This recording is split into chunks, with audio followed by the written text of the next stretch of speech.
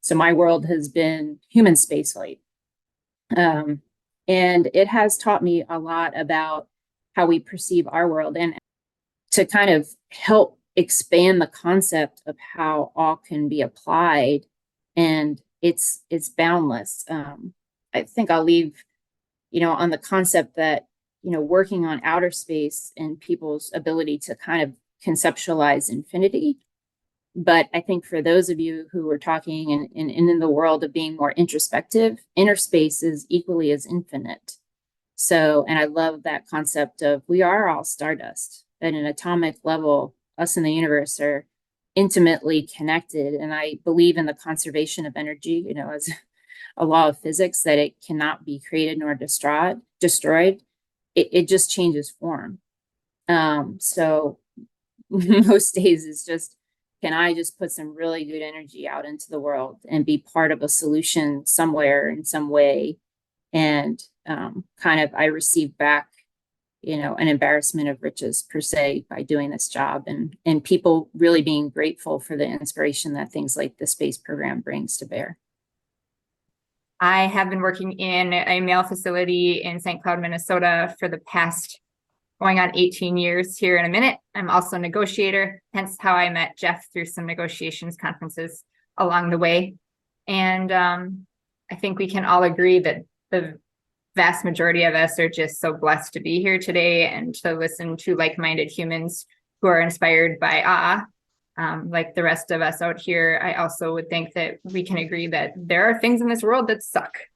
And so with Jenn, I support and loved your opening line about you have to move your body to take care of health and to take care of disease and take care of the mind. You have to move your body. And part of something that I take care of daily is I try to get in a little awe project meditation for about 5 minutes before I hit the gym. And that always starts my day off right and gets my headspace clear to move on and tackle whatever comes upon me in that day.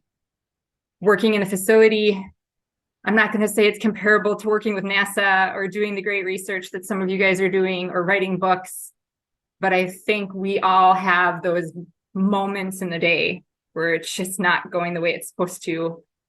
And in order for us to recenter and get grounded again, we look off into a distance of like something, for me, a granite wall that was built by inmates and is now 135 years old. And how crazy it is to look at granite that was quarried in the back of the prison and to take a moment and like, wow, that's insane. And it grounds me and it forces me to say, guess what? This like blip on the radar that is really bothering you is nothing. And what's truly important is making a grateful, precious moment of awe to be the better blip on the radar that sends a ripple effect.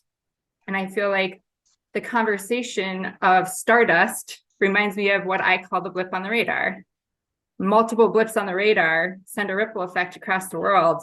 And if we're the blips, we're the Stardust, we can spread Stardust and ripple effect and gratitude and awe and positivity the best way we know how.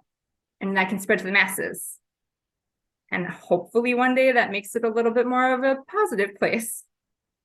And to me, when I listen to Jenn and the great things that you've done in your space, I am grateful to be a part of this and to hear you talk. And I am grateful for Mel, because I feel like even though you spoke for less than 3 minutes, we're kind of kindred spirits in that I don't know all the science stuff. I'm just like a human that does this thing that's like powerful, but very like low level. And yet, whether you have a degree or you don't have a degree, it doesn't matter. Because if you have awe, it kind of connects us all.